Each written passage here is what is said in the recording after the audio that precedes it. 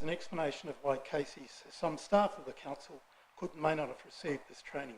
Following discussion with someone known to me who's been the head of 2 government departments, who said that the Integrity Commission in fact was incredibly flexible in organising training for organisations, I contacted the Integrity Commission and they expressed some concern with the answer that was included in the council minutes.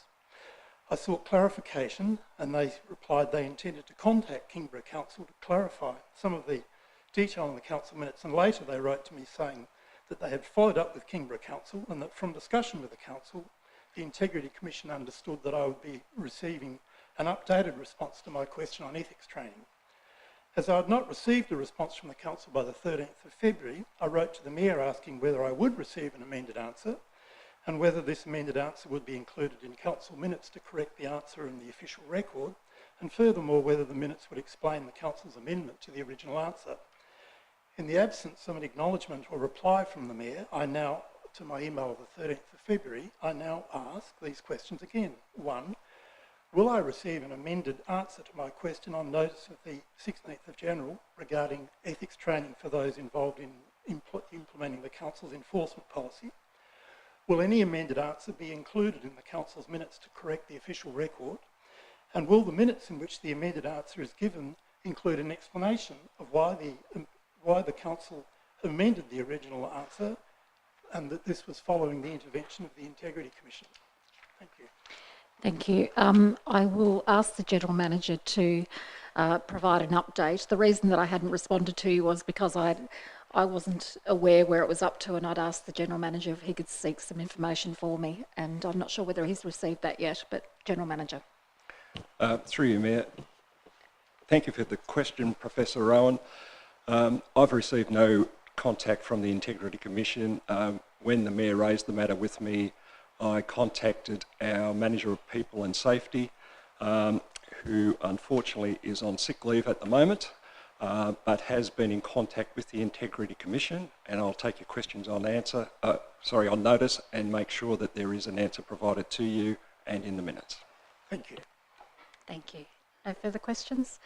If you could just turn that microphone off, Councillor Midgley, that'd be appreciated. Thank you very much.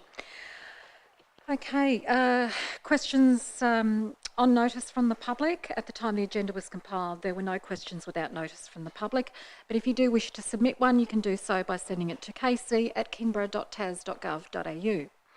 Questions without notice from councillors. Does any councillor wish to ask a question? Councillor Cordova. Thank you, Mayor. My first question is about Snug Tiers Road, and I am aware that there has been a lot of correspondence, or some correspondence flying around regarding stage 2 of the works on Snug Tiers Road. Specifically, apparently, concerns been raised about the curb and channel on the top side, not the bottom side. Now, I understand that community engagement has taken place and residents have spoken with our team, but I guess for the sake of the record and also for the sake of getting a bit more detail, please may I have an overview of that situation, and specifically what I'm interested to hear about is why we think that there will be minimal runoff on the side with larger lots and lower density. And secondly, is it possible to hear what... Can we take the question in 2 parts then? Mr. Reeve can help us with that. Through you, Mayor. Yes, so taking the substantive question, effectively the reason why it's going to have minimal runoff is there's no real catchment behind that lower part of the road there. It's only the road itself. In fact, it's not even the road itself, it's about half the road. So it's a crowned road. It's not too indifferent to what the situation was previously, except the fact it's probably actually better in terms of less runoff there because we've defined the road a lot better in terms of the crown. I probably would just add to that yes, there has been consultation with the various residents down there, but we do have some further discussions we'll have with individual property owners for their own particular issues during the construction phase, so that's still ongoing. Councillor Cordova. Thank you, that's very helpful. And my second question is, and this will also help me, I think, hopefully allay some concerns when constituents or former councillors contact me about the issue. Please may we hear the estimated cost of acquiescing to the request to have to have it on both sides. Am I right in predicting that if we were to... is it true that there'll be a significant cost differential between having the curb and channel on both sides? Or are there some other reasons why it's not a good idea? I guess I'd like a narrative as to why we can't just acquiesce to the requests that are being made. Mr. Reeve. Through you, Mayor, I don't have the exact cost on that yet, but it would be a significant addition to the project. There is no outlet for any runoff that would be collected by the curb, so that would then end up being another additional cost associated with it. And taking my answer to my first part of it, it would pick up very little runoff and therefore wouldn't actually serve to actually put that in there for the cost associated with it. Thank you. That's very helpful. Through you, Mayor, on a second topic now. This question, or this series of questions, is about wildlife killed on Kingborough's roads, roadkill. It's estimated that 500,000 native animals die on Tasmanian roads each year, and Kingborough roads are responsible for far too many of those wildlife deaths, and indeed cause significant concern, obviously, to people whose vehicles the wildlife is colliding with. According to an article by Judy Augustine in the Mercury in May last year, Kingston was the highest on the list of Tasmanian animal collisions recorded by insurance provider AAMI. So my questions are, firstly, does Kingborough have an official position on trying to reduce our placing on that list as the worst in Tasmania, or are we satisfied with our position as having the highest number of vehicle collisions with animals in the state? And secondly, if we do indeed want officially to try and drop down on that list, what modelling are we doing to figure out how we need to invest more, or if we need to invest more in certain areas, what modelling are we doing to figure out how we're going to drop down that list? Look, I don't believe we've ever taken a council position on this in terms of, articulating whether we, no, we're not happy with being the number one roadkill spot in the state. I don't think that would be something that any council would like to see. I think, it is something that I know that the former Road Safety Committee used to discuss at length about trying to educate drivers and driver behaviour at certain locations in particular and at certain times of the day, and that's certainly something that I know a lot of community groups are actively pursuing around the municipality, and if we can help to get that message out, then we certainly should be. In relation to the second part of your question, I might defer to Ms Quinn. Ms Quinn. Through you, Mayor.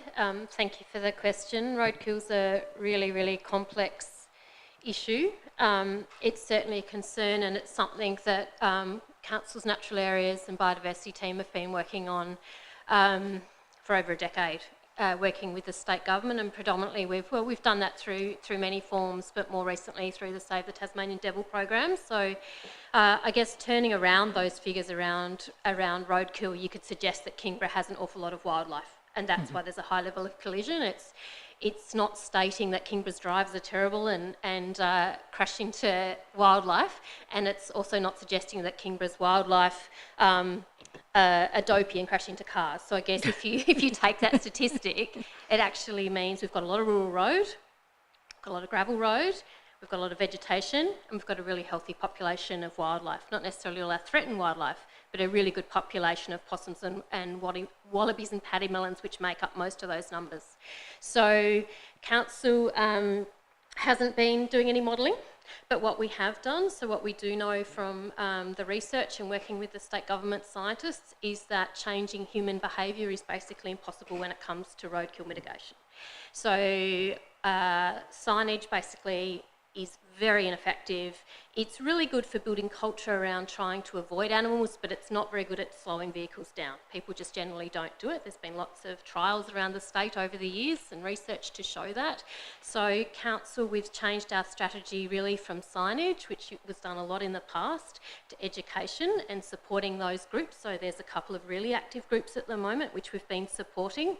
through events and anything else that they really want, meeting with them and talking through the issues, building connections for them with other groups across the state. There's very active groups in the Tamer as well. Basically, the answer that the state and scientists have come up with is that you need to change animal behaviour, not humans. So to change animal behaviour is to keep them off the road, which is at the moment virtual fencing. So you probably know the virtual fencing trials in the Tarkine were very successful for devils, but the virtual fencing trials on the Huon Highway and in other areas of the state were not particularly conclusive. So council, we were going to look into installing some virtual fences in our hotspots, and we know where our hotspots are based on the roadkill apps and the data that the state shares with us. But haven't gone down that path at the moment because they're going to try to improve the way virtual fencing works. Long answer, but hopefully did that answer all parts of that question? Councillor Cordova. Thank you, and through you, Mayor, that's really helpful, and it's actually fascinating. So I guess the questions that fall out of that for me are, how long do we have to wait for new technology before we actually just do a serious investment in the trials here? Like, should we keep waiting and waiting, or should we actually just put some money behind it sooner rather than later? And then I've got one other question after that. Ms Quinn. Okay, through you, Mayor. I think it would be useful to take that question on notice and for me to undertake to find out from the state where they are with those trials, and they were going to improve the information that was on the posts so that it was more effective. So if I find out about that, then we could get a much more informed answer on whether we should be advocating more strongly or whether they're actually doing that. Councillor Cordova. Thank you, and through you, Mayor.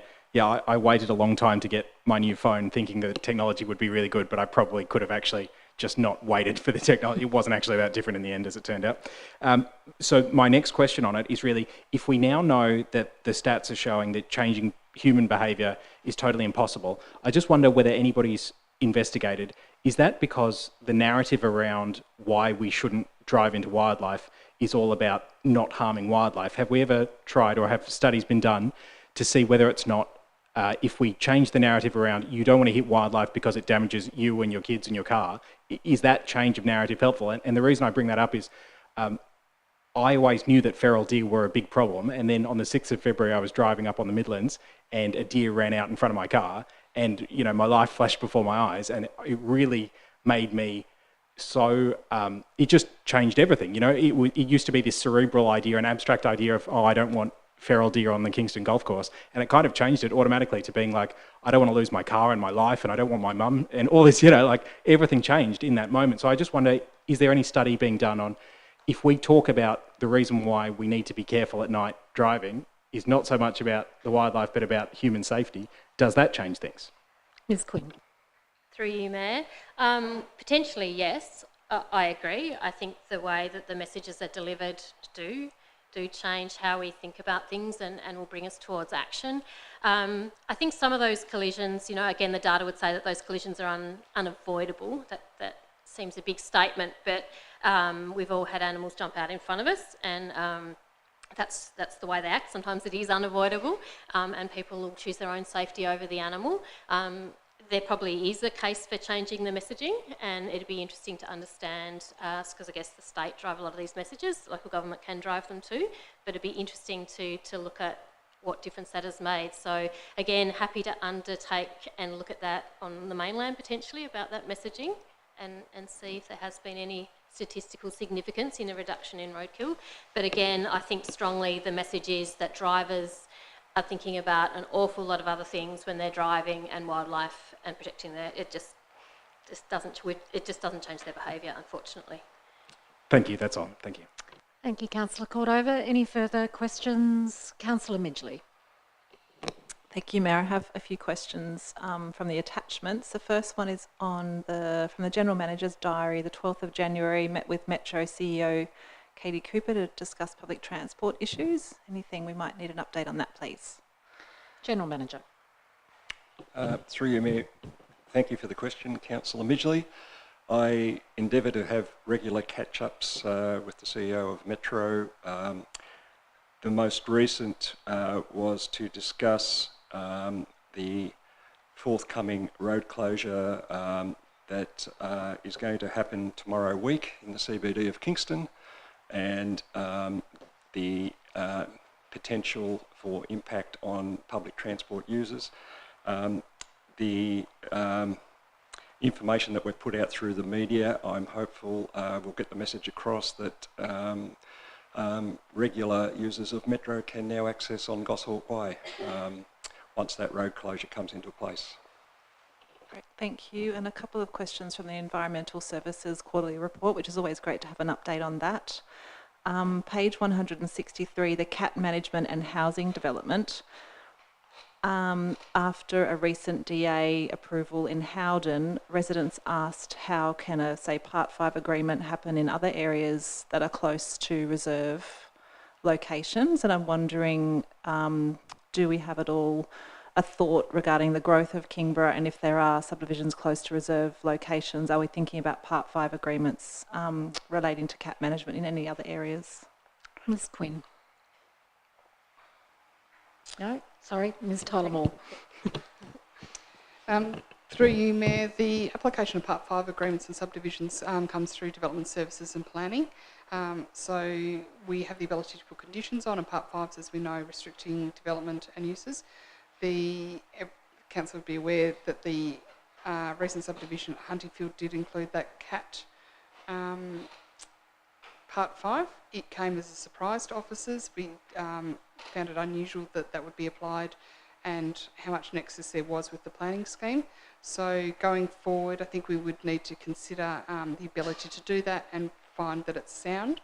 We often look at when there's a decision that comes from the Commission or the Tribunal, how that then influences other decisions or applications. So we would need to seek further information because, as I said, it came as a surprise to us that that they found a nexus between the two. Definitely agree it's a good idea, but it was a little surprising, so we would need to seek clarification about that, which we can do. Great, thank you.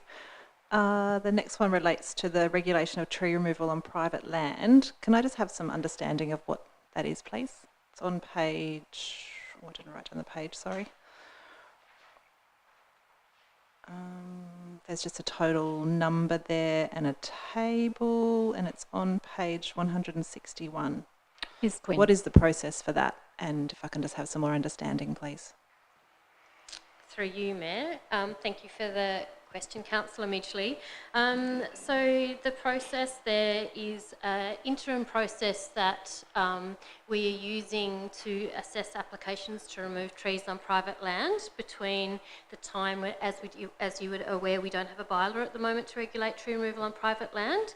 So this is a process where it's the same form that people are using, and it is looking to make sure that people have an exemption under the planning scheme. So where people want to remove a tree on private land, it's a process where they're checking in to make sure that there is an exemption for that tree removal. So it's not a permit process as it was in the past, it's a process to see if they meet the exemptions in the scheme around vegetation removal. So the numbers are, as it says there, an exemption is granted. So out of 14 of those submissions, it was found that they met an exemption in the scheme, and therefore the tree removal could go ahead without needing a DA.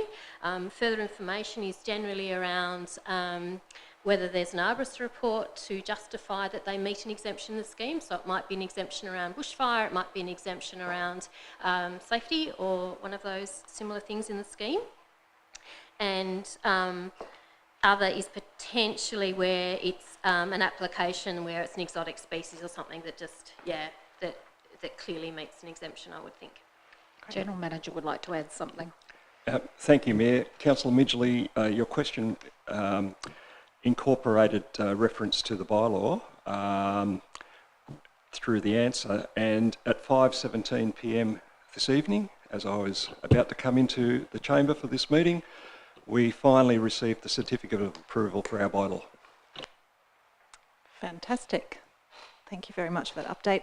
Another question on page 164, the climate change internal audit. It notes that there will be a councillor workshop regarding this. Will that be prior to the budget, or do we need to know that information prior to budget deliberations? Ms Quinn. No? No? Anyone? General Manager. Through you, Mayor. Thank you for the question, Councillor Midgley. The first council workshop for the budget is scheduled on the 3rd of March. So the short answer to your question is that that will not give us time to hold a workshop specifically devoted to climate change, but it will be addressed at the budget workshop. Any further questions without notice? Councillor Dean. Yeah, I've got two questions. My first one's just around a reported increase in rubbish being left at council bins in council facilities in the South Channel area. So first, could council staff potentially just give me an update on whether they've also noticed this increase?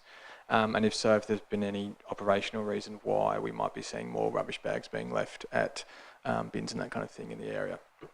Mr. Reeve. Through you, Mayor, not specifically. I mean, if there's some locations of where these might actually be, that's going to be useful. We've certainly had some issues down the channel in the past where people have been illegally dumping. Currently, with our public place bin, we're awaiting our 2 new trucks, which are imminent. But effectively, we have had one of our vehicles down for servicing, so there was some delays, but that was only over a very short period of time. So I would imagine that if people are seeing that happening over a longer period of time, it is instances of illegal dumping. Certainly if we know where it's occurring there, we can actually potentially chase that up and hopefully find out who the culprits are. Councillor Dean. So just to follow up then, do you have a more time frame on imminent, I guess, when those trucks will become operational so that we can hopefully avoid any more illegal dumping taking place? And if we're seeing this repeatedly despite new trucks coming online, could you perhaps advise what residents might be able to do to alert us and try and come to a better outcome? Mr. Reeve. Through you, Mayor, the new trucks won't stop the illegal dumping, unfortunately, but they will help in terms of our service provision generally for public open space bin, not public open space. We expect those to be within the next 4 weeks. That's our latest update. There's been a few delays from time to time, so I'm cross fingers. But what the general public can do if they do notice dumping around bins there is ring our customer service, let us know where they actually are. Someone can investigate it. It can sometimes take a little while to actually try and identify where they might be coming from, but certainly it's something that we would actively pursue. Councillor Dean.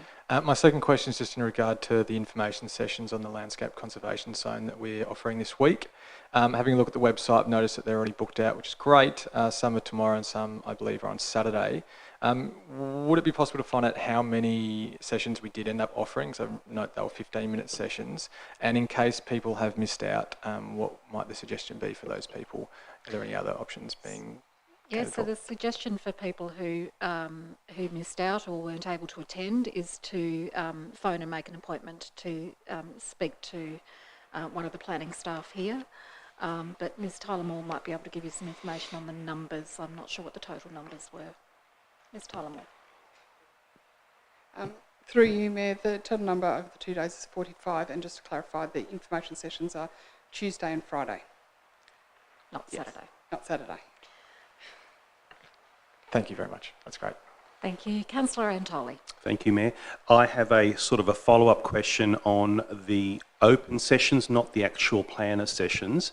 For those that can't attend, is it at all possible for them to log in via a YouTube link to listen passively to the conversation? People from Bruni in particular have asked me about that because of the tyranny of distance.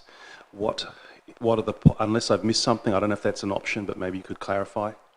So the session, are you talking about the sessions this week? Yes, I'm talking about the public sessions, Yeah. the upcoming public sessions. So they're actually one-on-one appointments that people are having with planners so that they can actually ask about their specific situation. Yes. So it's not something that other people would be listening in on. I don't know whether Ms Tyler Moore wants to add to that. Through you, Mayor, that's correct. They are sessions to discuss LCZ only, so it's not a public forum session. There are no open sessions at this point. When we do the public exhibition period, which is the formal public exhibition period, we will host several meetings at different venues, and that will include Bruny Island, so they will have their sessions as well, which will be applied to all elements of the planning scheme. These are limited to landscape conservation zone. Thank you. So if you could clarify for those that are listening, and there are people confused, they actually thought there would be a mixture of both. There would be some town hall type meetings where they could come and ask questions, and of course then there are the one-on-ones. Yeah, and that will be in the 60-day period of consultation once the stuff has come back from the Planning Commission. So once we're in that large public consultation phase. Yeah, thank you for clarifying that. That was the position I've taken with some, but they were insistent that they thought that there was some sort of public sessions happening. So that's phase 2, if you like. Yes. This were the additional sessions that we put on, structured on a one-on-one basis so that people could get specifics answered about their situation rather than a wholesale discussion about it, but more. I guess it's a way of providing that information in a quick way to people so that they can understand the impact on their own property. Thank you. And my final follow-up is for the one-on-one sessions that can't be accommodated in the current round and they book it in with you guys separately, are they able to do that through an online method instead of turning up physically at this office? Ms. Tyler-Moore. Through you, yes, we frequently have conversations with people on the phone, phone, email and at the counter, so all those options are available. Okay, thank you. Any further questions? If not, we will continue moving on. Questions on notice from councillors on page 2. There was one from Councillor Cordova in relation to feral deer with an officer's response from Ms Quinn. The open session of council now adjourns and the planning authority commences at 5:59 p.m. Turning now to page 4, DA 2022-477, demolition of single building and outbuildings and construction of new dwelling and outbuilding double garage at 86 Burwood Drive, Blackmans Bay, with a recommendation on page 19. I'm looking for a mover and a seconder. I've got a mover in Councillor Gladright and I'm looking for a seconder in Councillor Antoli. Councillor Gladright. Thank you. The application seeks approval for the demolition of a single dwelling and outbuildings and construction of a new dwelling and outbuilding at 86 Burwood Drive in Blackmans Bay. I note that there were 3 representations. There are a number of elements that were non-compliant, but the staff have worked through those.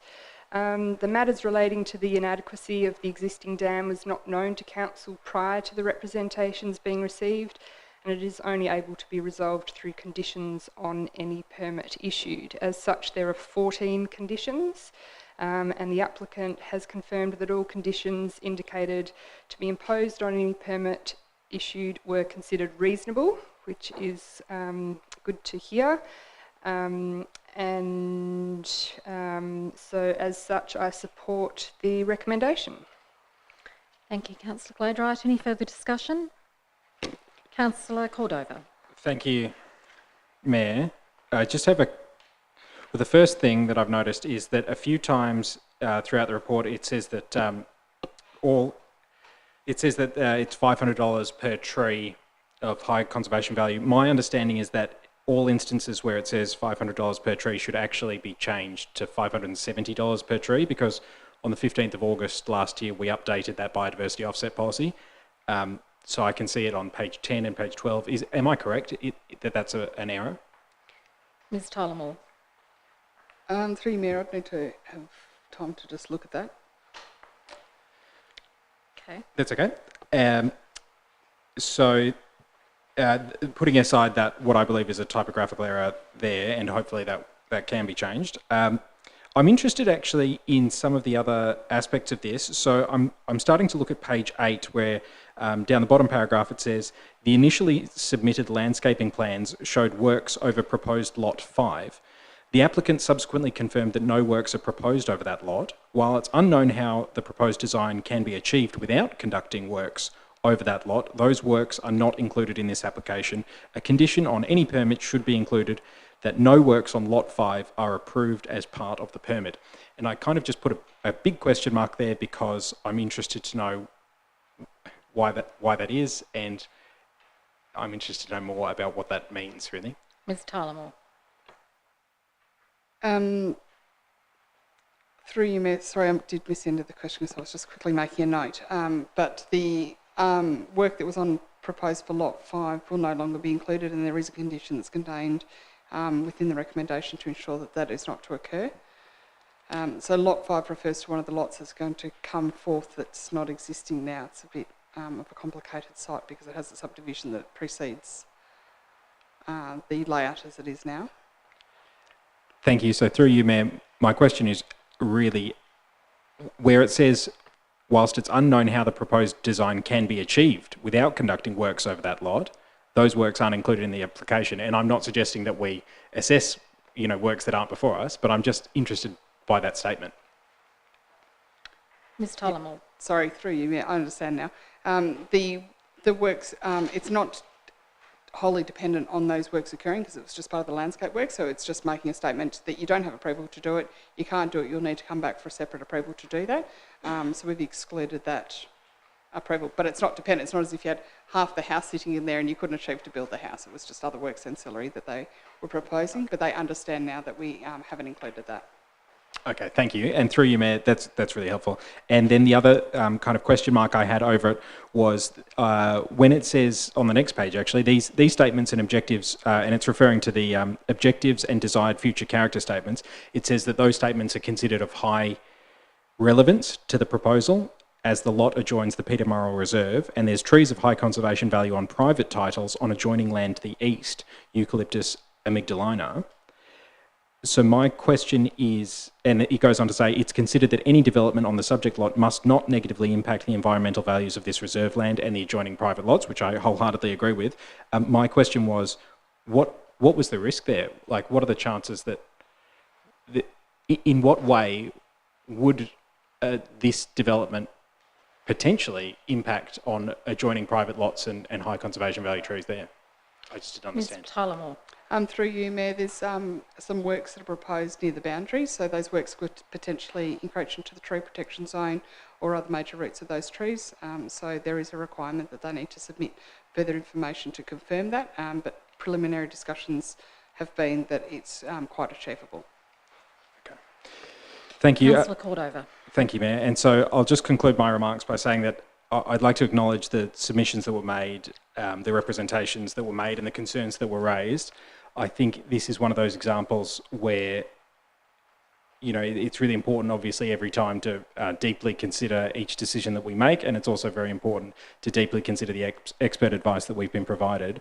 On balance, after having considered this, I do actually support the officer's recommendation on this occasion, but I do feel, I do acknowledge the representations that were made, and I considered them deeply. I think the landscaping proposals are good. I think the size of the lot is good, and I think that the conditions that are imposed upon this proposal are sufficient to make sure that this area is protected and that we maintain the amenity. And so it's a great area. It's a beautiful area, and I've letterboxed in that area many times, so apologies to all the residents there for receiving all my flyers, but I know the area well, and yeah, I just wanted to make that point that I'm very sensitive to the representatives, but also I think that this is an okay development, and so I support the officer's recommendation. Thank you. Thank you, Councillor Cordova. I believe Ms Tyler-Moore has an answer to your query earlier. Thank you, Mayor. I would like to take it on notice, and we can make correction to it before the permit is issued, noting that the policy correct did make reference to that higher amount, but we also have before us the planning scheme amendment to put the revised version into the scheme. So I just need to double check if there is a crossover with that. Sorry, so through you, Mayor, my question about that is that I just looked at the minutes of our meeting on the 15th of August, which clearly said, the thing that we were passing on the 15th of August last year was that we were going to increase the prices of that. And so I'm still a little bit confused how come it is that when we passed that, does that mean that what we passed is actually not yet effective, potentially? Ms Tyler-Moore. Through you, Mayor, that's what I'd like to double check, because we have the planning scheme amendment, which is for 2 documents, and that's one of the documents going through. So I just need to double check if that's why we didn't. But I appreciate it being brought to my attention, so we can double check that. Great, thank you. That's all, thank you. Thank you very much. Are there any further discussions? Councillor Gladright, did you want to sum up? Okay, thank you. I will put the recommendation. It's as printed on page 19 of the agenda. It was moved by Councillor Gladright and seconded by Councillor Antoli. All those in favour? Against? The motion is carried unanimously. We turn now to page 41, DAS 2021-24, Development Application for Reorganisation of Boundaries at 215 Lighthouse Road, South Bruni, with a recommendation on page 60. I'm looking for a mover and a seconder, please. Yeah, so moved. Moved, Councillor Cordova. Seconded, Councillor Midgley. Councillor Cordova. Thank you, Mayor. This is another one where, after careful consideration, I support the officer's recommendation here. Essentially, the privacy issues are those that are raised. The wastewater is a question that I wanted to start with. So can we please hear a brief overview about, right now, the initial area, forgive me when I mentioned privacy earlier, that wasn't the thing, I was thinking about something else, but the wastewater here, the property can have up to 12 people, and the wastewater wasn't the plumbing permit. There was some mention there that actually it's essentially not, the permit isn't, the permit that was requested hasn't been initiated or complied with, essentially meaning that, please explain to me whether or not that means that what's going on is kind of illegal. Ms Tolamore. Through you, Mayor, the matter about the on-site wastewater that was associated with those developments was raised that it didn't necessarily meet the requirements. So unfortunately, there's lots of septic systems around the area that has ones that aren't fulfilling what they should do, and we do hope to rectify those under the Building Act. So in that particular planning permit, it was an advice clause, which means it's not enforceable. It's not how we would issue the permits now. We would have that it's a requirement if it was not meeting, satisfying the requirements. So it's not valid. It is valid because they're using the use, and it is unfortunate and undesirable, really, that the wastewater system wasn't upgraded in accordance with the reports that were provided. But practices have changed now that we wouldn't allow that to occur. Thank you. And just a follow-up question through you, Mayor, is about the key component, as I saw it here, is that of the encroachment or the fragmentation of key agricultural land. And can we have a brief explanation as to why it is that the argument that was made by the proponents has been declared essentially invalid by this report, but I just wondered if we could hear about that a bit more. Ms Tolamore. Through you, Mayor, we're not declaring it as invalid. We disagree with the assessment and don't believe it meets the performance criteria. So some of the key criteria are about putting non-agricultural uses together, and this in fact is moving it from where they're both together on the same title and splitting them, because they're trying to achieve a title for each visitor accommodation.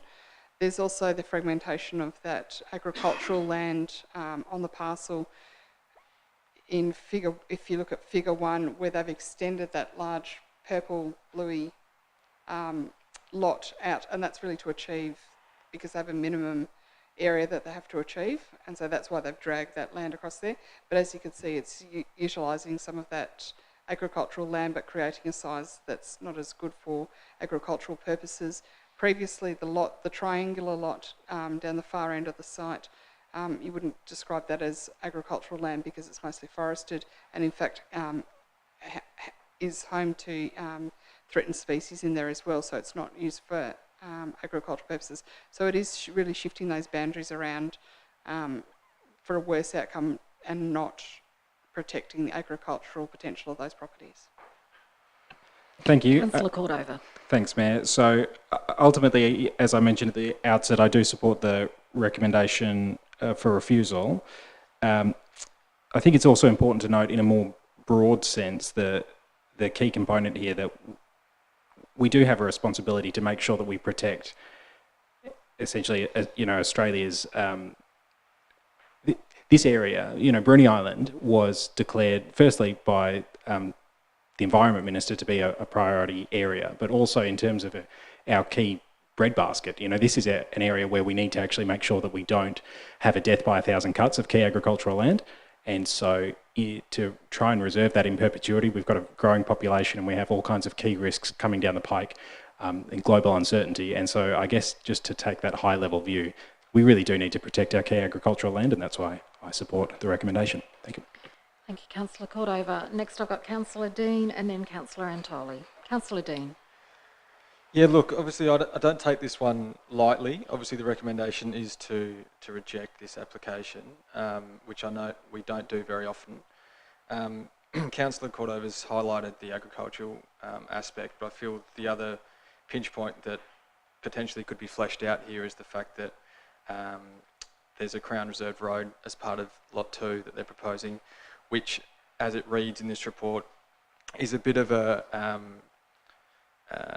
clearly sticking point, one that we can't look past given the planning code and schemes. So could I just get some clarification, potentially through you, Mayor, about that stipulation, the fact that they're, because I do note that it has been, I'll just quote from the recommendation, it has not been demonstrated that existing C2210017-1 was not formerly a Crown Reserved Road or other reserved land. However, in response to representations, it is stated that it is private land. So there's a double negative in action there. So just for everyone and potentially the applicant themselves, just to have on the record why that is such a sticking point in less jargony terms, potentially. Ms Tyler-Moore.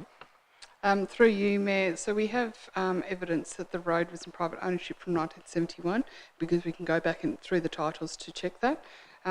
There's no detail about when it transferred. We don't have those sorts of records available to us. It's not an absolute certainty from the research that we were able to undertake that it was definitely Crown beforehand, but it's to prove the point that it wasn't Crown. It's given our experience and knowledge of planning and the layout of subdivisions in Tasmania over the years, it seems very likely that it was a Crown road reserve. It's definitely a road reserve and it was likely to be Crown. So you'll see throughout the municipality, and if this was a more zoomed out picture of in figure 1, you'd better see that there are crazy road reserves all over the place of different shapes and sizes. So the shape and size and the nature of it being along the boundary makes it very likely that it was a Crown Reserve, and it hasn't been proven otherwise. Councillor Dean. Could you just perhaps elaborate on the reason why that would be the case, that we have Reserve Road, they've acquired it and it is deemed to be now in private possession, but why we can't look past the fact that it once was previously? Ms Tyler-Moore. It's not uncommon for the Crown to sell off parcels of land, including road reserves, and we see those frequently and get asked about those throughout the municipality, not just limited to Bruny Island. So that's not unusual in itself, because interestingly or not, lots of the subdivisions were created back in England where they had no concept at all of what it looked like here, and you can see that subdivision layout, and it became no sense to have particular roads in certain areas. So that's why they're unusual and they get sold off. About looking, can we just look past that it could have been a Crown? The provisions of the planning scheme in the clause that is in the report for the number doesn't give you that discretion. It just says was not. So it's not a discretionary one. You're already in, when you're in performance criteria, you're already in the discretionary field. Councillor Dean. Thank you.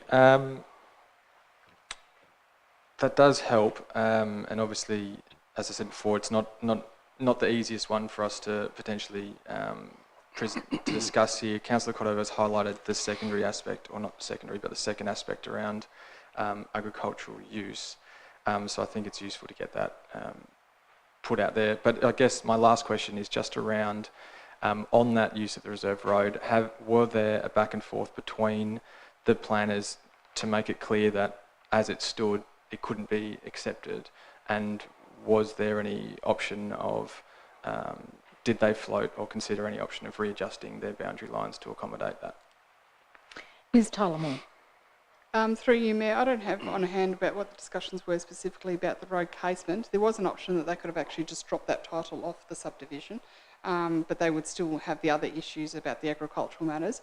And I know certainly, and have cited the information that directly says to the applicant that the application would lead to a refusal if they continued, and that there wasn't really a easy way to resolve that. So often when we have an application, we don't just make a decision, we do try and resolve it by saying, well, if you could try doing this and maybe to get it closer, but in this instance, there wasn't a possible way to achieve what they wanted through an adjustment. So they were aware of the intention of refusal, and they chose to pursue the application. Councillor Dean. Thank you. That does really help me and hopefully other councillors in their considerations. Councillor Antoli. Thank you, Mayor. I am struggling with this one. I would need some questions answered, so I'm definitely on the fence. I can't say I'm persuaded fully at this stage by the recommendation. Page 46, 2.1 item B talks about the objectives of the policy being that we want non-agricultural use or development on agricultural land that precludes the return of that land to agricultural use. So we're trying to avoid the destruction of the agricultural value of the area by approving this.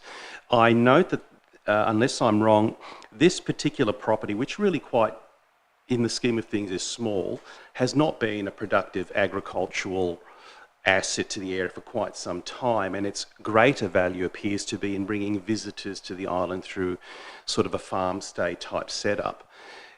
Is that not the case? Ms Tyler-Moore.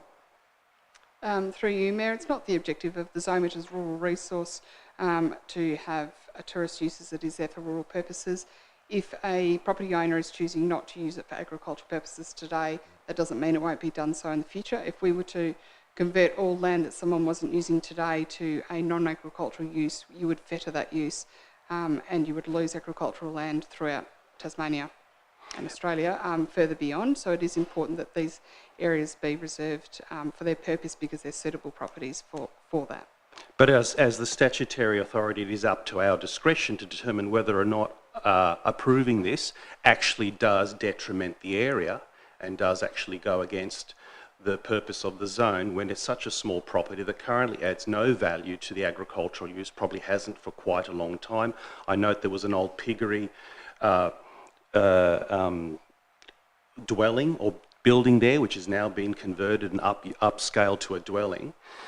So I don't actually see how approving this goes against the spirit of the actual zone for the entire area or the community. It's not actually a large property. It's not an important part of an active property next door. It sort of sits alone. It's awkward. I can see what the actual owner's trying to do. They're trying to develop it for future use, possibly sell off the titles, add some actual small farm value.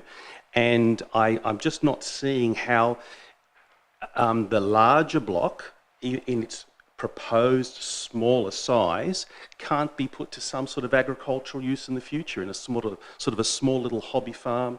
I just don't understand how it's actually detrimental to the spirit of the zoning rule. Ms Tyler-Moore. Through you, Mayor, unfortunately we can't go on decisions of spirit of the zone. We're bound by the requirements of the planning scheme, and it's very specific about not losing agricultural land.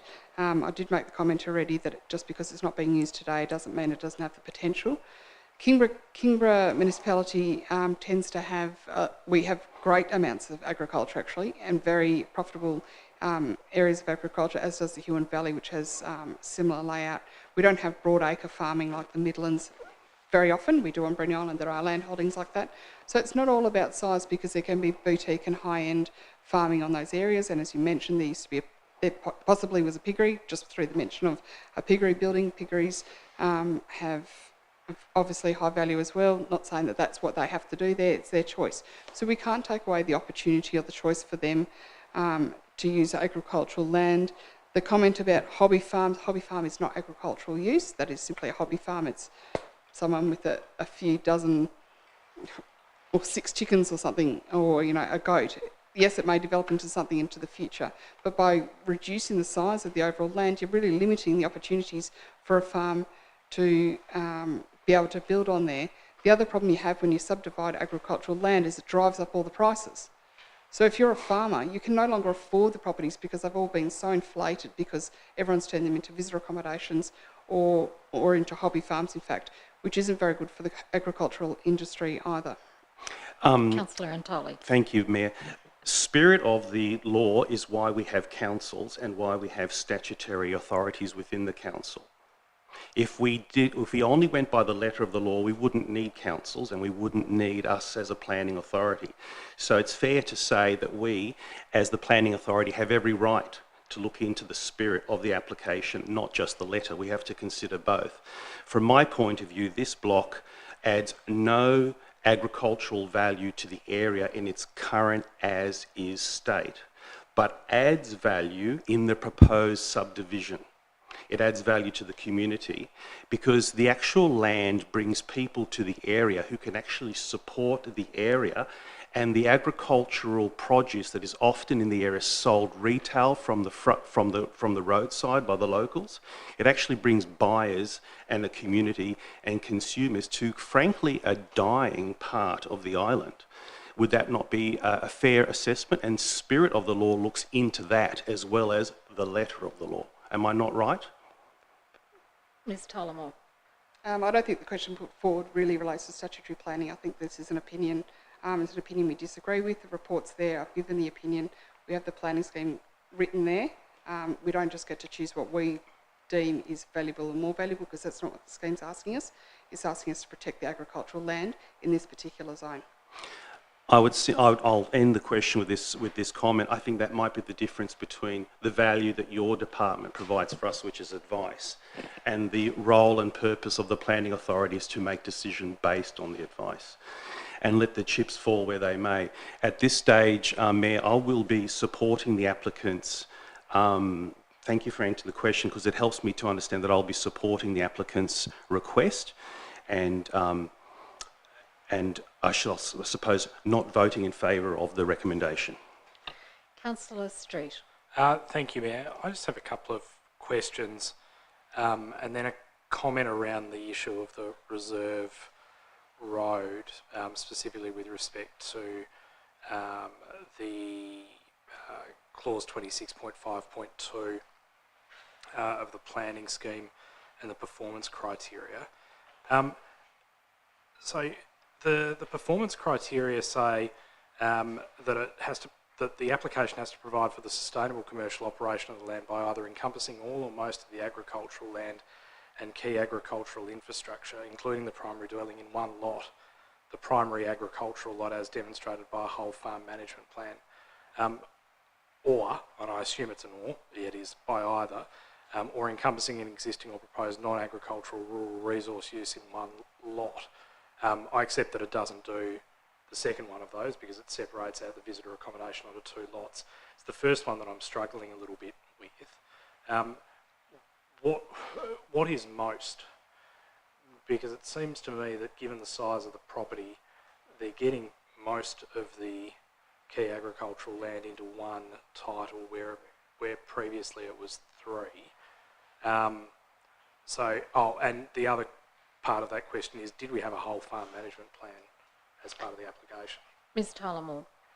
Through you, Mayor, a farm management plan was submitted with the application, but we didn't agree with the content of it. Just because one is submitted doesn't mean that that satisfies the performance criteria.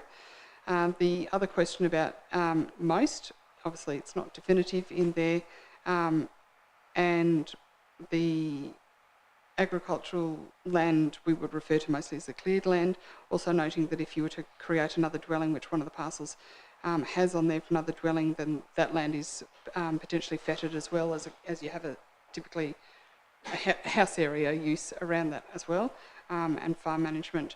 So the most part is mainly the cleared areas. They do have forested areas. They have the small parcels on the other side of the road, which makes it complicated, and they're using them both for visitor accommodation as well. Councillor Street. Mayor, unfortunately for the applicant, I do agree with the advice. I don't think that the application fits within the planning scheme, mainly for the reasons that Ms Tyler Moore has just outlined. That's an unavoidable fact. I have to say, from a purely subjective perspective, I have absolutely no issue with the application whatsoever, but I do not believe that it fits within the terms of the planning scheme.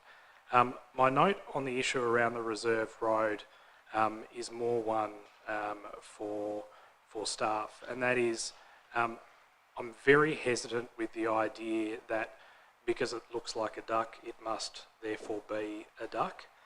You know, just because it looks like a reserve road doesn't necessarily make it a reserve road. As we know, it may never have been transferred to the Crown in the first place, in which case it would not be a reserve road. And I also point out that that particular section of the performance criteria says or any other reserved land. So it may not be that it's applicable only to reserve roads, it might be other reserved land. And I don't see that we've made the same query with respect to the other lots that are the subject of this application.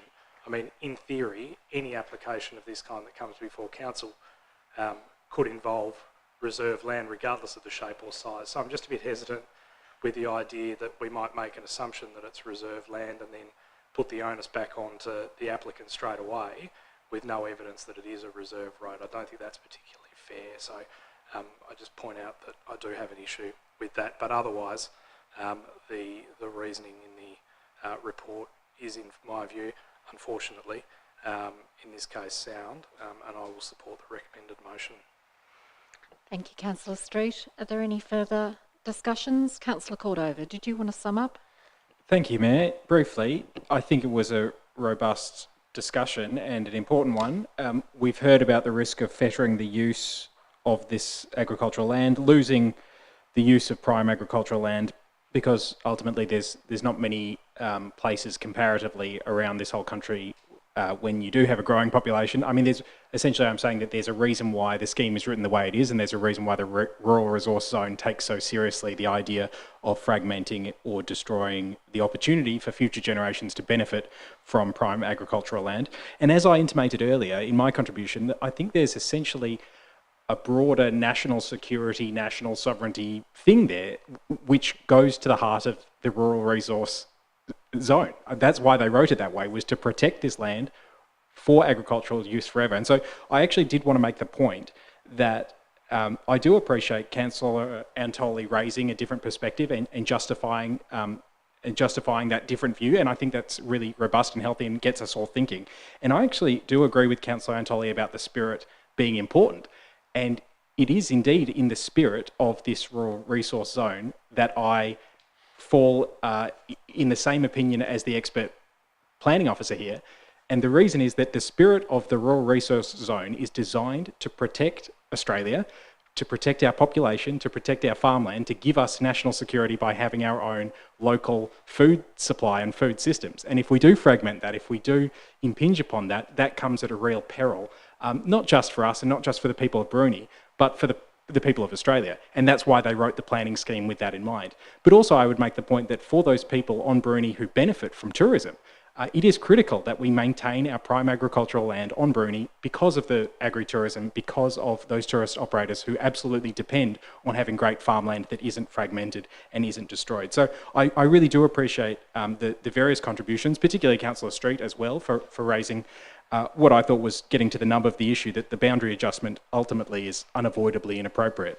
And to those, I guess to those colleagues who haven't yet spoken, I just would make the point that it's really important that we justify our decisions, particularly if they're in contravention of the expert planning advice. So Councillor Antoli, I hope, would agree that I'm never shy about going against the planning officer's advice when I deem that appropriate, because I do think that that spirit of the thing is an important, and our subjectivity as councillors, or as sitting as a planning authority, is an important aspect of this whole thing.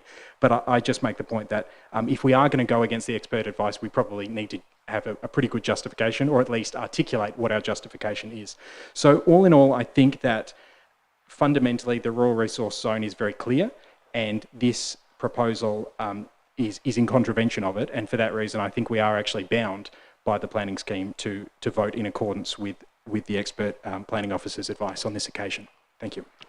Thank you, Councillor Cordova. I'm going to put the recommendation now. It's as printed on page 60 of the agenda. It was moved by Councillor Cordova and seconded by Councillor Midgley. All those in favour?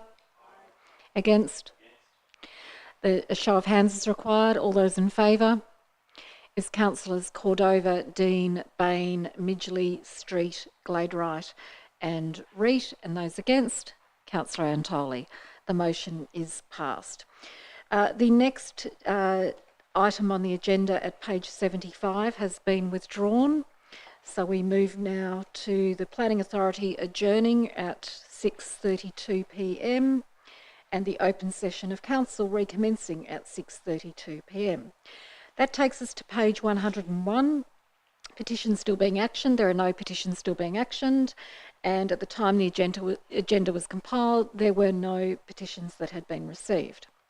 Staying on page 101, we have the Future of Local Government review with a recommendation on page 105. I'm looking for a mover and a seconder, please. Moved Councillor Gladeright, seconded Councillor Antoli. Councillor Gladeright.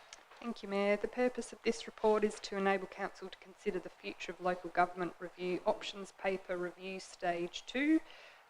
We discussed this at the last meeting, and my memory of that discussion was that most of those who spoke were in support of the hybrid motion. As such, the General Manager has written into this report the recommendation that Council resolved to put a submission to the Local Government Board on the Options Paper Review Stage 2 report supporting the proposed hybrid model, and so I support the recommendation. Thank you, Councillor Gladeright. Any further discussion? Councillor Cordova. Thank you, Mayor. Some questions, I guess, that I want to tease out or unpack are about the aspects within the options paper. There was talk about taking planning away from councillors sitting as a planning authority. There was discussion about various things that this brief report here doesn't speak to. And so I just wanted to get some more clarity around if by supporting the hybrid model, are we actually speaking to each section of the options paper, and are we going to comment on things like, planning matters? Are we going to talk about which particular areas we think should be forcibly consolidated? I think they're not using the terminology of amalgamations anymore. That's a faux pas. Boundary readjustments. Forgive me, boundary readjustments is the new euphemism. And so I'm just interested to know how much detail we're going into, because I personally believe if we are going to go into more detail, which I think we should, I'd like to sit down and actually, like Hobart City Council I think has done, sit down and work on each bit so that we're all in agreement. I think I'll ask the General Manager to address that. My understanding is that we're just going to make a very basic submission in relation to supporting the hybrid model, because the time frame that we have available to us is, in fact, today was the closing date. They've said they would accept a late submission, but I don't know if the General Manager would like to add to that. Thank you, Mayor. I would, and through you. Councillor Cordova, to address your question, the Mayor has accurately summed up my thinking. My intention in putting this report to Council tonight was to enable Council to at least put a submission in to the Stage 2 review paper. On Council's behalf, I requested an extension so that could take place. That extension's been granted. We have until the 24th of February. So given that today is the 20th of February, it will be a brief submission attaching the report should Council resolve to support the recommendation. The charter of the Local Government Board is to provide a final report to the Minister by the 30th of June, and I'm seeking clarity on that aspect, with the expectation that that will enable Council to hold a workshop between now and then and address whatever detail Council wishes to address in any final submission. Councillor Cordova. Thank you. Through you, Mayor, I'd like to therefore take this opportunity to mention a few more things that I have mentioned in my submission. That what I think we should be talking about to them is the following, that firstly, this process has been too rushed. We should have had more time. If they want a transparent process, they should have given us more time to participate. So that's one criticism that I have of this process. I don't think it's fair and transparent to rush it like this.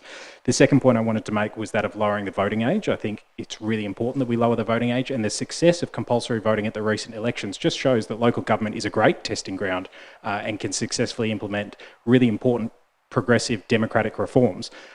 Making compulsory voting at local government elections was terrific, and we should do the same for lowering the voting age. I also want to make the point that financial assistance grants, they have been absolutely reduced over time since they were first implemented by the Whitlam government a long, long time ago, whenever in the 70s. They've been, per capita and in comparison to Commonwealth revenue, they have been absolutely decimated. So the main missing point of the local government review, I thought, was the fact that state and federal governments are constantly cost shifting onto councils. They're not picking up their responsibility and not giving us the resources that we need to adequately invest in our communities. That's something that's been glossed over. And I made the point that when all you have is a hammer, everything looks like a nail. And we constantly come back to these forced amalgamations, or I forget the euphemism already. Boundary readjustments. I withdraw saying amalgamation, and I would like to input boundary readjustments. We're constantly talking about that because that's all the tools that we have available to us. But actually, if federal and state government funded us to the tune that the people of Kingborough deserve, then we wouldn't need to have that conversation in the first place. And finally, I wanted to make the point that I'm deeply concerned that boundary readjustments that are forcible will come at the expense of customer service, because when people used to only have to travel to Kingston or Huonville, now they'll have to travel further afield. And I'm deeply concerned that just like every telecommunications company or national bank, they drive you to the website and they drive you to the call centre, and you get an automated robocall saying your call is important to us. And I'm worried that there will be a service diminution by having these forced boundary readjustments. And the proof will be in the pudding. Where was the evidence that when we halved the number of council areas in 1993, where's the evidence that council rates dropped? Where's the evidence that that service improved? You know, Tasmania at one stage it was in 1993 that we dropped from 46 local government areas down to 29. And if significant boundary readjustments did work, where's the evidence that the rates dropped or that the service improved? And secondly, why did the options paper not speak to the experience of places on the mainland that are now financial basket cases? So that's another example of where I feel like we were only hearing one side of the story in this process. I've made my views clear, and I would hope that our council will hopefully prosecute some of those arguments in our discussions with the board. I think we could certainly do this process better by having more time and a more robust discussion, and that's how we're going to get the best outcomes. So thank you for indulging me, Mayor. Thank you, Councillor Cordova. Are there any further discussions? Councillor Gladwright, did you want to sum up? No. I'll put the recommendation then. It's as printed on page 105 of the agenda. Moved by Councillor Gladwright, seconded by Councillor Antoli. All those in favour? Aye. Against? The motion is carried unanimously. We turn now to page 114, Love Living Locally 2023, with a recommendation on page 115. Looking for a mover and a seconder, please. Moved Councillor Midgley, seconded Councillor Bain. Councillor Midgley. Thank you, Mayor. I always like talking about Love Living Locally. Being involved in that when it first started, it was great. And it was supported by the community for many years. It was firstly started by volunteers who worked with council staff, and then it grew from there into quite an extraordinary event that many, many people came, and then was held at the hub when it opened, and was even bigger and better, and had a stop during COVID, bit of a pause. Many community members had met with the Mayor and I regarding large-scale events, and so we're looking at different options and talking to council staff, and therefore proposed the idea of some sort of an events budget. So thanks to staff for putting that pilot forward. Often you can get emails and ideas about things, but then they don't come to fruition. So as it says in the report, there was a few large events, but nothing really kind of, I guess, people weren't knocking down the door to use all the funds. There's a bit of funding left over there. And so I think it's a great initiative that the staff are putting forward in regards to using that for Harmony Day, noting that we have done over the years some small sort of scale events. Other councils actually have some budget towards Harmony Day, and also Families Week as well. As we know, it's a very large growing municipality of so many families, and some councils as well put money aside to celebrate Families Week. So that looks like a great initiative. And then moving forward in the recommendation that the budget for the Love Living Locally stays within the community services area, and they can do small scale events for using those funds. So that seems like a great way forward. And it's also really great to know that the quick response grants, I did look up, we did name them then, not rapid response grants. It's great to see that they've been utilised, because they were also implemented as an idea with community members not wanting to sort of go through the whole grants scheme and kind of waiting to certain times of the year to apply for those grants, and they could look at the quick response grants to apply whenever an idea came up, or if they had to match funding in other areas. So it's great. There's been lots of changes in this area, because it is a changing space, especially after COVID, and so I support the recommendation. Thank you, Councillor Midgley. Further discussion? Councillor Cordova. Thank you, Mayor. I'd just like to echo those sentiments. I think this is a good move, and it does make sense. It will also broaden our capacity to help more people to achieve more great experiences in Kingborough. So it's that old question about, do you put all your eggs in one basket, or do you actually, diversify your portfolio, so to speak, and try and invest in lots of different and exciting things. I think what the concomitants of this will be, what we will ultimately get from this change, is that we'll get more events of a greater diversity and more interesting to more people. Some of those major events, I'm an enormous supporter of Love Living Locally. I think it was just amazing. And I think what we will get out of this, though, is that you'll start to see more interesting and niche events, things that speak to specific communities. It will, I think, it will really enrich the tapestry of Kingborough in many different ways. So what it will also do is give us tasters of things, and it will be an important partnership with the community. So rather than expecting all of the resourcing and all of the council staff time and things like that to be driven by council, it will also really bring the community in and start to see the community driving some of these projects as well. So I think, all things considered, it's going to be an exciting new venture, and I really look forward to it. Thank you. Thank you, Councillor Cordova. Any further discussion? Councillor Midgley, do you want to sum up? Okay, I'll put the recommendation. It's as printed on page 115 of the agenda. Moved Councillor Midgley, seconded Councillor Bain. All those in favour? Against? Motion is carried unanimously. Turn now to page 116, Annual Community Flag Schedule, with a recommendation on page 117. I'm looking for a mover and a seconder. I've got a mover in Councillor Midgley and a seconder in Councillor Cordova. Councillor Midgley. Thank you, Mayor. So we have had this annual community flag schedule brought back to us after some discussions and deliberations from the flag policy.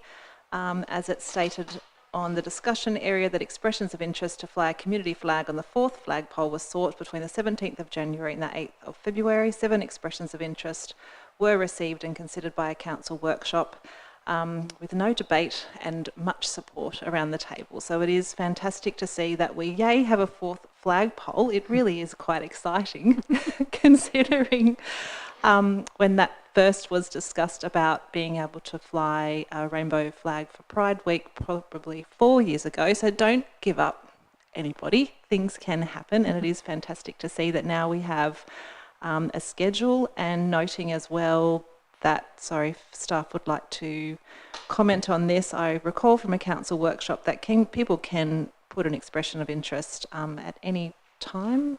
Is that correct? Yes, correct. Great. So if you're listening tonight and you think that you might have a flag, don't worry. You can still put an expression of interest, and it can be added to the flag schedule, and I'm sure that will be updated in regards to that. Thank you, Councillor Midgley. Any further discussion? If not, I'll put the recommendation as moved by Councillor Midgley, seconded by Councillor Cordova, and as printed on page 117. All those in favour? Against? The motion is carried unanimously. We now turn to page 119, Implementation of Facility Hire, North Bruni club rooms. Recommendation on page 121. Looking for a mover and a seconder, please. A mover in Councillor Midgley, seconder Councillor Cordova. Councillor Midgley. Thank you, Mayor. So, as Council knows, that we had a report come to us a while ago. Sorry, just looking at the discussion points there. That Council would maintain the North Bruni club rooms, and the report is to look at the Management Hall Committee to manage the club room and approve the higher fee that is in consistency with other areas. I think that it is consistent to our other hall users. It brings some finance to the maintenance of the hall, which is quite big, noting that. The North Bruni Hall Committee have expressed that they're interested in managing this booking, which is so fantastic. We didn't have to go out and look for that, or maybe we did, maybe we mentioned, I don't know the story, but they have the expertise and experience, and the community is the hall is a loved asset of the community, so it's great that we can put it back into the community hands and the community can continue to use it. I do note that there is, and I wasn't really going to move this, noting that there's a finance cost but I would support the recommendation, but it's more the points around the finance, that there is 10,200 capital bid being submitted for the 23-24 financial year. And I guess my point and questions around that is that there are many halls in our municipality, and that we have a hall strategy which outlines the many needs of other halls. I've personally had emails regarding the Snug hall needing a lot of work. And I guess when we're looking at this in regards to a capital bid, the fact that this hall isn't part of our strategy, I can't actually assess it in a criteria to other halls. I'm just wondering, how does this one say maybe get bumped up over other halls? Mr. Smee. Through you, Mayor, I guess the first point to make is this isn't a hall, it's the club rooms that are adjoining the tennis court facility in Callaway Park. So whilst the proposal is that it be managed by the Hall Management Committee, this is in effect, I think it's about a 3x3 very small club room that Council agreed to take over the ownership of. In taking on that ownership, we now have to ensure the facility's safe, and you'll note in the report we have spent some $7,000 doing that, and there's still more expenditure required to ensure that it meets standards and is safe. So that was flagged at the time when we considered this matter, that it was going to cost Council money to take on the ownership of the facility on behalf of the community. And it really is a question of safety and standards that bump this up the priority list. But you are correct, it doesn't form part of our hall strategy because in effect it's not really a hall, and it's an asset that we've only taken on in recent months. Councillor Midgley. Thank you. Thanks for the clarification as to why it doesn't fit in, just that terminology of the hall committee. And so in regards to the 10,200, are they absolute things that need to happen in this current next financial year? Or me? Through you, Mayor, no, they're not. We've addressed the most critical aspects in relation to ensuring that the building can be safely used. They are certainly desirable, and they will need to be considered as part of the context of all our other priorities and desirable elements to upgrade in all our halls. Thank you. Councillor Bain, did you have your light on? Okay. Councillor Dean. Just, I suppose, to follow up Councillor Midgley's line of question there, just note in 5.2 it says a capital bid has been submitted for the 23-34 financial year, slight typo there, for consideration. So I guess we're not, if I'm correct, through you, Mayor, that we aren't necessarily, by agreeing to this, committing ourselves to that budget deliberation. Would that be correct? Correct, because we will workshop it. Very small one for me, but obviously this is just a really fantastic result, I think, for the residents of North Bruni, but just very small technical kind of thing that I wanted to follow up on. 4.8, it's talking about setting fees at similar kind of facilities, and they've used Drew Point there as a bit of an example. And it says there it's charging $10 a session for residents. I imagine North Bruni people, pretty much only residents would go to Bruni to use this one. But when you go over to our recommendation, we've used the same figures, but as a per hour fee. So I've noted that, you know, a regular user might be a cards night, and if a lengthy cards night goes into the wee hours, that $10 per hour is different to $10 per session. So could I just clarify what we are going to actually, what we want out of that? Mr. Smee. And you know those card nights, they just go on. Mr. Smee. Through you, Mayor, the recommendation is per hour. Certainly what's referenced in the report is an endeavour to find a like facility, but in saying that, the Drew Point barbecues are open air, you know, they have open walls, they're not and they don't require the same level of investment. So yes, this is a higher rate than you would pay at Drew Point, but it's a higher level of facility, so that's why the recommendation is hourly rather than session. Councillor Dean.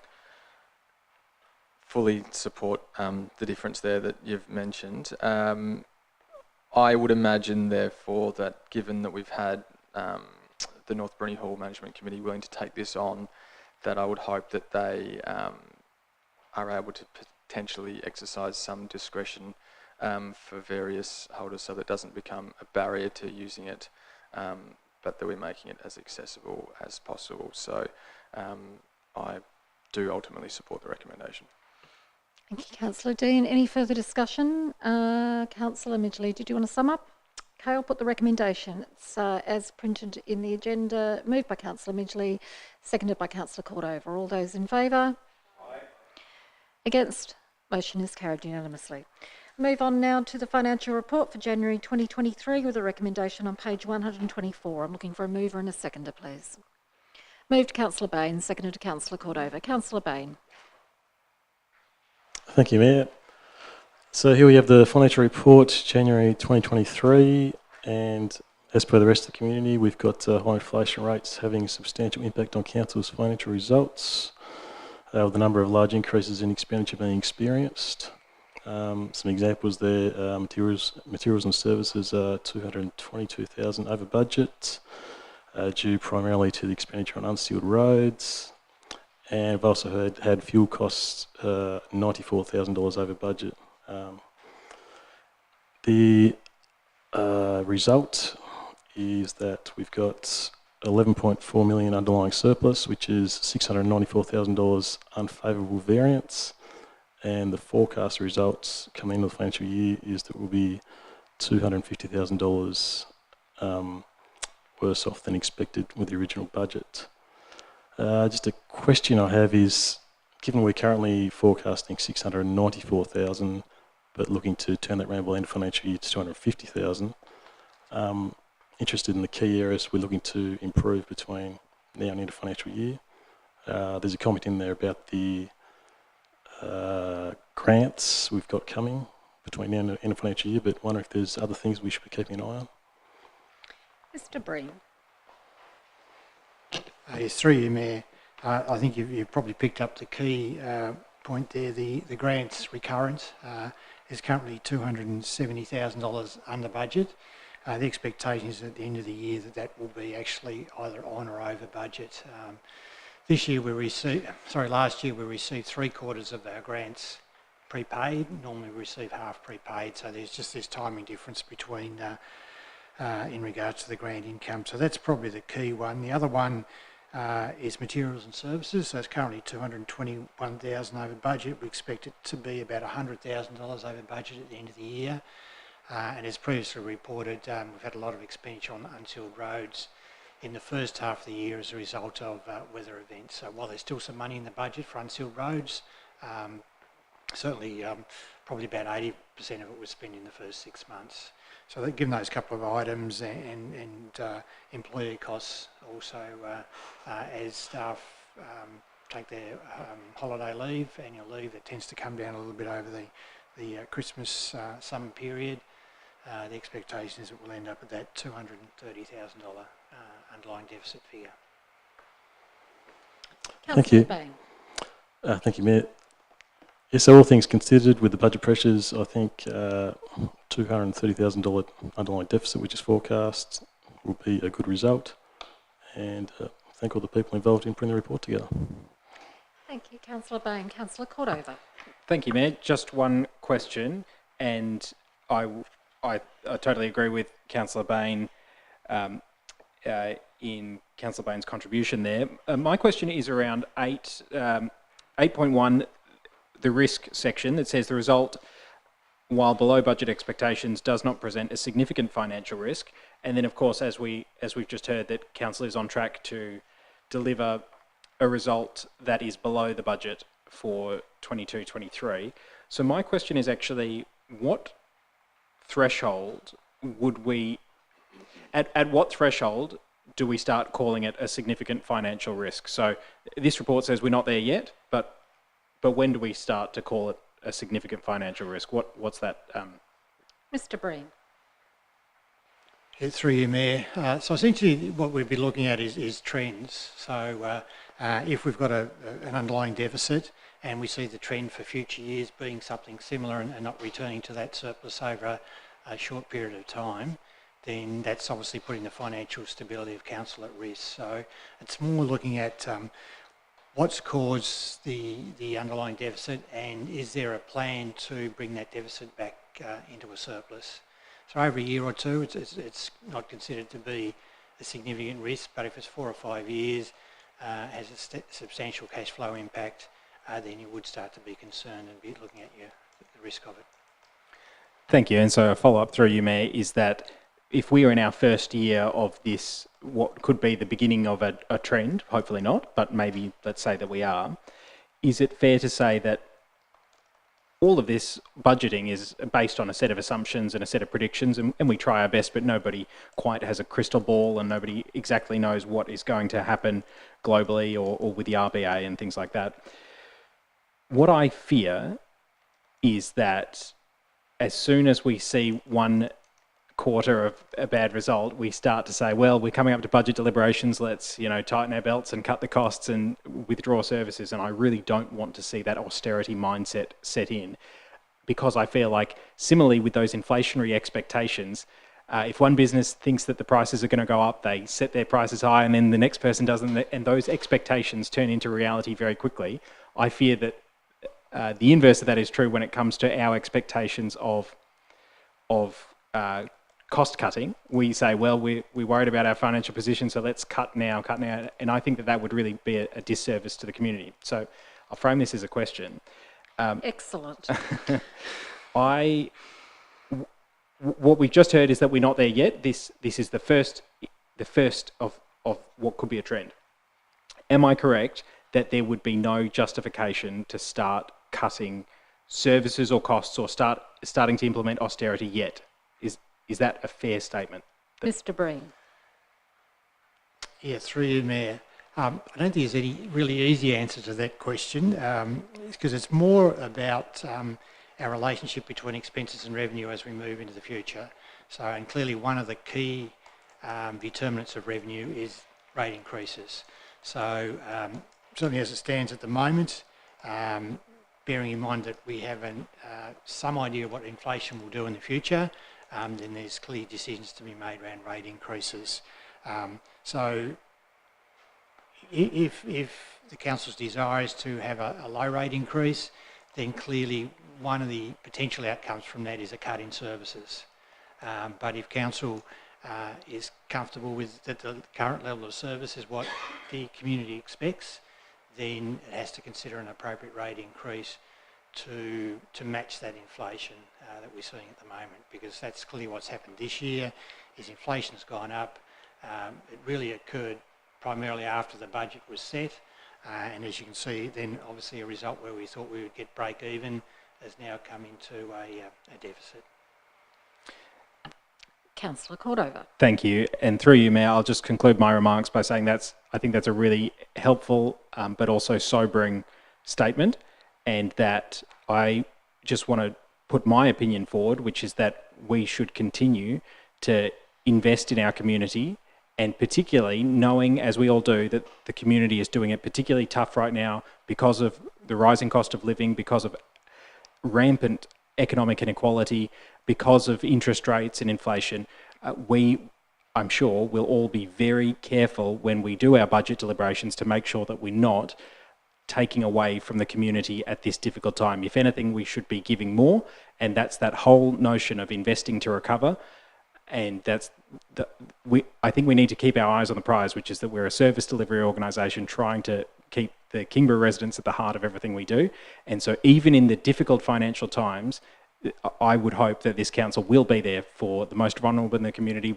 We will be there for the residents and make sure that the service that we deliver matches community expectations, even in difficult financial times. So with that, thank you, Mayor. Thank you, Councillor Cordova. Further discussion? Councillor Gladwright.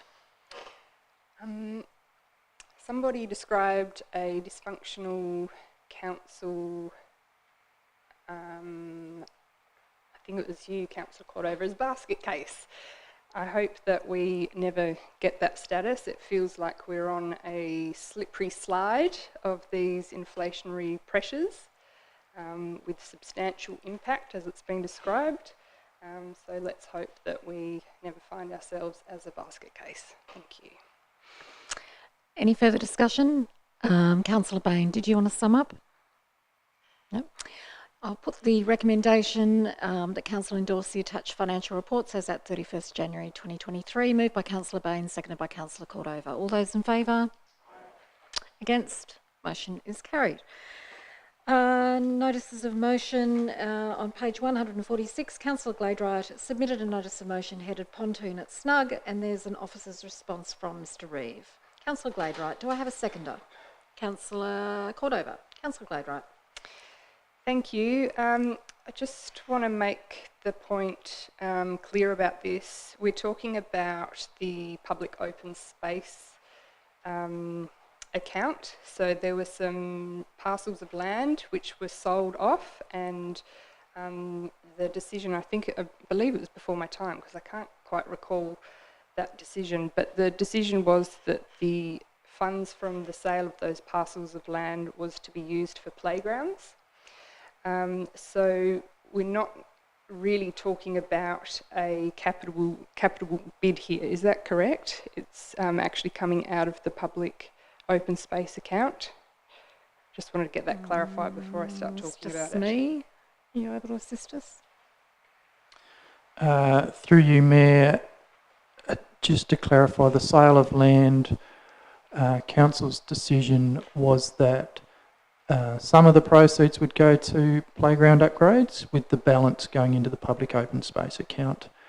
In relation to the second part of the question, at this time of year, we consider projects to be funded from the open space account as part of the same process of assessing capital projects. So that's why that response has been provided in the agenda. Okay, because it confused me why it was, the response was that it was to be considered from the capital works budget.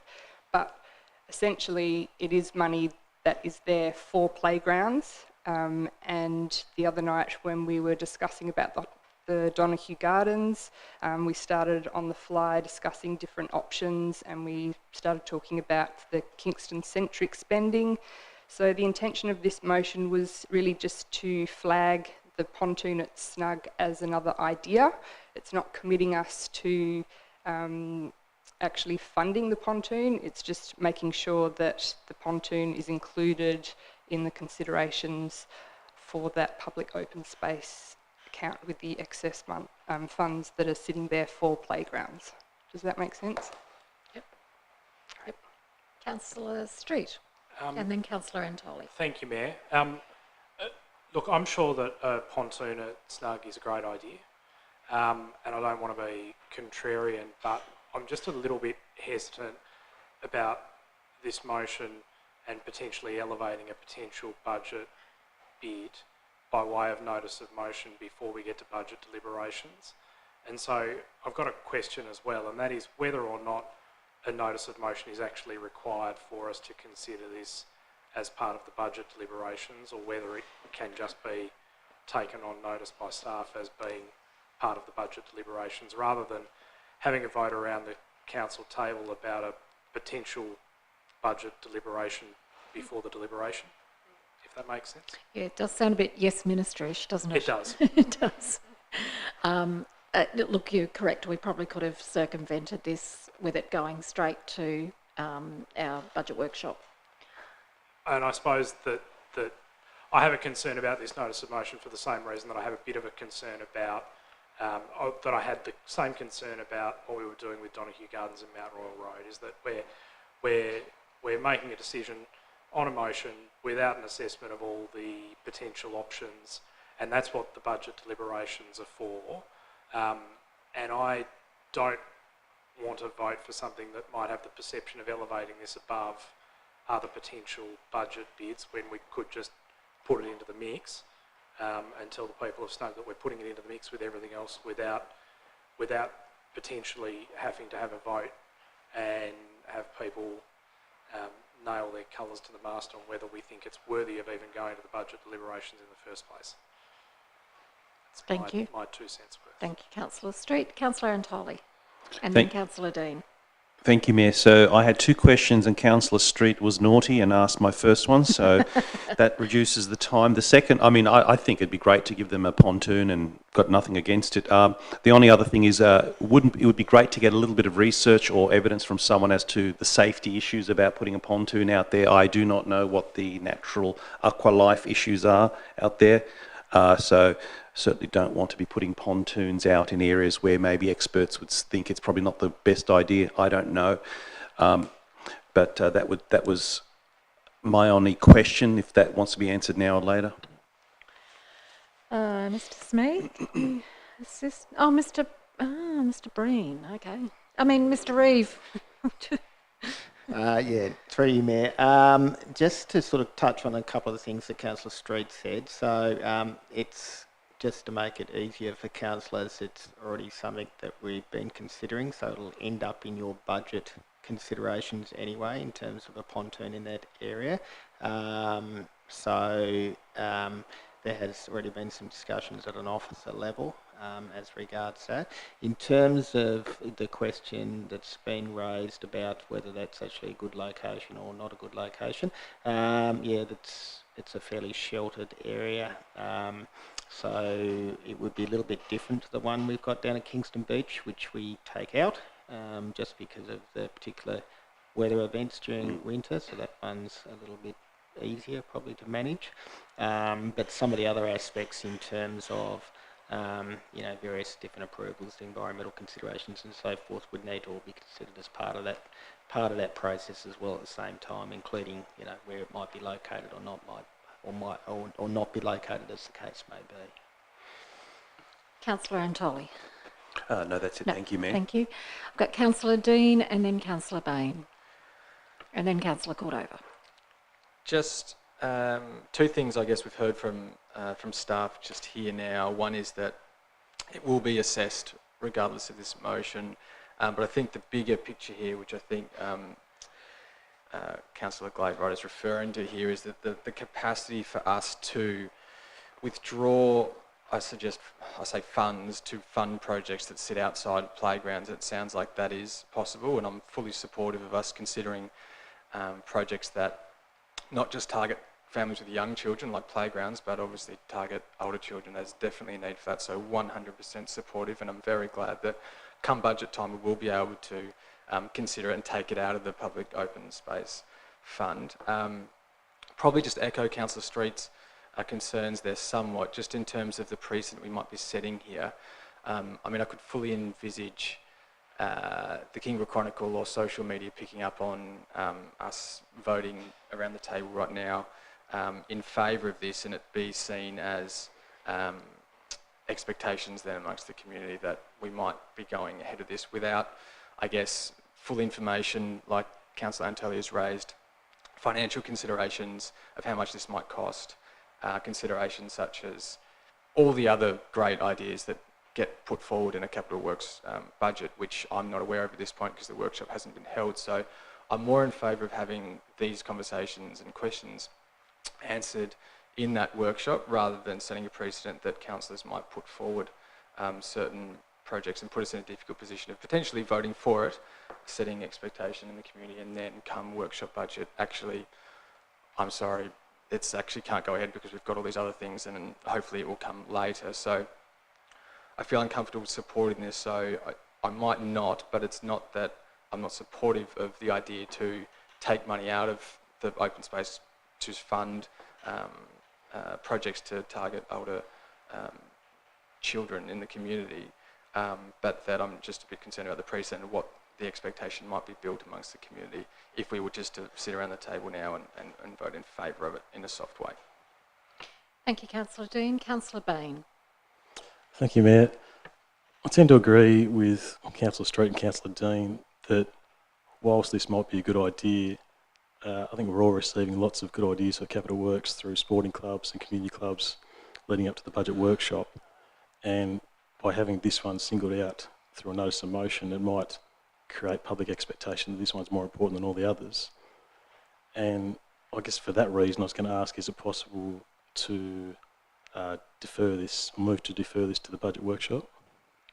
It is, if you want to give me a procedural motion that I would then put, if that's what you would like to do.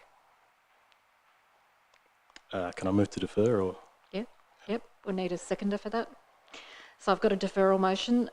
So it's moved by Councillor Bain and seconded by Councillor Street. There's to be no discussion on the procedural motion, so I'll put it that the matter be deferred. All those in favour? Against? Okay, a show of hands is required. So the matter be deferred. All those in favour, please show your hands. Is Councillors Dean, Bain, Street, Glade Wright and Reid. Those against, Councillors Antoli and Cordova and Midgley. Sorry, I thought I had you already. Okay, so the motion for deferral is successful. So we move on to the next agenda item. Mayor, may I make a brief comment? Is it by way of personal explanation under the standing orders? Say yes. Yes. Yes. Okay, you may then. Look, I didn't mean to waste anybody's time. I was following advice from council staff about that possibly being a good idea, but I did not intend to waste anybody's time in this process, so I take on board all your feedback. Thank you. Councillor Bain, you have your light on. Is that for anything? No. Okay. Thank you. We turn now to page 146, confirmation of items to be dealt with in closed session, confirmation of minutes and applications for leave of absence. I'm looking for a mover and a seconder, please. Moved, Councillor Midgley, seconded Councillor Antoli. All those in favour? Against? Motion is carried. In accordance with the Kingborough Council Meetings Audio Recording Guidelines Policy, recording of the open session of the meeting will now cease. So thank you very much to the people who have been watching along at home on YouTube. We appreciate your attendance this evening. The open session of Council